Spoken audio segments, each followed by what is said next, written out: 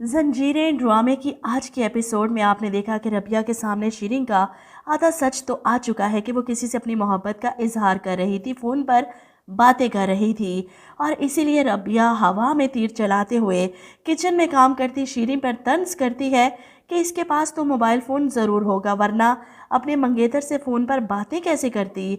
शीरीन घबरा कर रबिया को देखती है और ऐसे में दूसरी मुलाजमा जवाब देती है, नहीं बीबी जी, हवेली की मुलाजमाओं को फ़ोन रखने की इजाज़त नहीं है, शीरीन के पास भी फ़ोन नहीं है। और शीरीन फ़ौरन हाँ में हाँ मिलाती है कि मेरे पास कहाँ से फ़ोन आया और मेरा कोई मंगेतर नहीं है। इसकी बात सुनकर रबिया का शक इस पर और भी ज़्यादा बढ़ जाता है, क्योंकि अपने कानों से इसे किसी से मोहब्बत का इजहार करते हुए सुन चुकी है।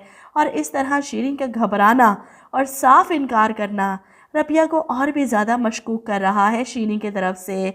इधर आपने देखा रबिया सरबुलंद को पूरी स्टोरी सुना देती है कि वो शख्स मेरे पीछे कब आया, कैसे आया और मेरी शादी किन हालात में मुदस्सिर से हुई और फिर इसने मुदस्सिर को भी मार दिया। लेकिन इस सब में एक बार भी वो तोरसम का नाम अपनी ज़ुबान पर नहीं लाती।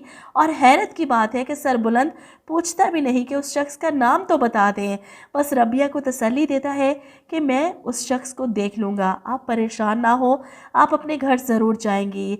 इसकी बात पर रबिया रोते हुए सरबुलंद के पोर्शन से निकलती है और उसे यूँ निकलते सुराब देख लेता है। रबिया के बारे में सारी इन्फॉर्मेशन अपने आदमी के ज़रिए वो पहले ही निकलवा चुका था कि वो मुदस्सिर की बीवी थी और मुदस्सिर का 6 महीने पहले कत्ल हो चुका है। जिसके बाद सुराब सरबुलंद के सामने जाकर खड़ा हो जाता है कि तुम्हारे और इस लड़की के बीच में क्या चल रहा है। तुम्हें तो मेरा एहसानमंद होना चाहिए सरबुलंद कि मैं इतनी आसानी से इतनी बड़ी बात पी गया। बानो की मौत के पीछे तुम्हारा और उस लड़की का हाथ है, इसी लड़की की वजह से मेरी बहन ने खुद को ख़त्म कर लिया। ये सुनकर सरबुलंद को बहुत गुस्सा आता है कि बस बहुत हो गया, इस वक्त आपसे आपका भाई नहीं बल्कि बहैसियत सरदार बात कर रहा हूँ कि जिस रात वो गायब हुई थी उस रात कोई संगीन हादसा हुआ है। इसकी बात सुनकर सुराब घबरा जाता है, कैसा हादसा, कहना क्या चाहते हो तुम। जिस पर सरबुलंद कहता है कि इस बात की तह तक तो मैं पहुंच जाऊंगा और बहुत जल्द बानो तक भी पहुंच जाऊंगा और जो कोई कसूरवार होगा इसे पूरे गांव के सामने कैफरे किरदार तक पहुंचाऊंगा। सरबुलंद की बात सुनकर सुराब परेशान हो जाता है, घबरा जाता है कि सरबुलंद को कहीं मुझ पर शक तो नहीं हो गया।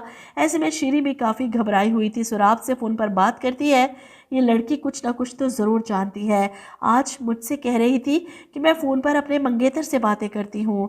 ये सुनकर सुराब चिल्लाता है, तुम्हारा दिमाग ख़राब है, रबिया को तुम पर शक हो गया है, हो सकता है कि इसने तुम्हारी और मेरी बातें भी सुननी हो।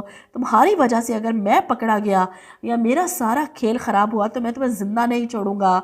मुझे तो लगता है कि शीरी सुराब के हाथों ही मरेगी।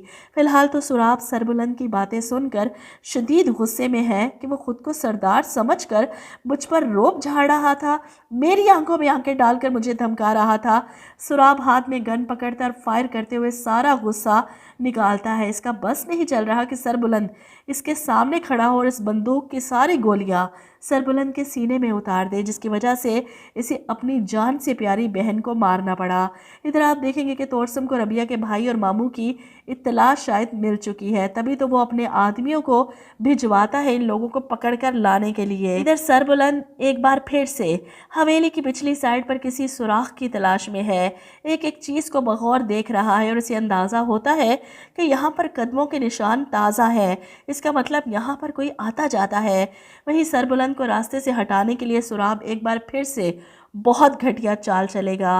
मुझे यूँ लगता है कि वो सरबुलंद को जान से मारने की कोशिश कर सकता है। आप लोग क्या कहते हैं इस बारे में कमेंट करके ज़रूर बताइएगा।